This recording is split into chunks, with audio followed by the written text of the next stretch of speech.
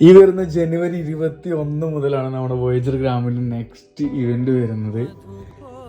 കേരളത്തിൽ നിന്ന് ട്രെയിനാണ് ജേണി സ്റ്റാർട്ട് ചെയ്യുന്നത്. നേരെ നമ്മൾ പോകുന്നത് ആഗ്രയിൽ താജ്മഹൽ, ആഗ്ര ഫോർട്ട് കണ്ട് നമ്മൾ ഡൽഹിയിൽ പോകും. ഡൽഹിയിൽ Qutub Minar, central secretariat, India gate, lotus temple, Humayun tomb എന്ന് വേണ്ട നമ്മുടെ സമയത്തിനുള്ളിൽ കാണാൻ പറ്റുന്ന എല്ലാ സ്ഥലങ്ങളും കണ്ടിട്ട് ഡൽഹിയിൽ 3 നൈറ്റ് സ്റ്റേ ചെയ്യുന്നു.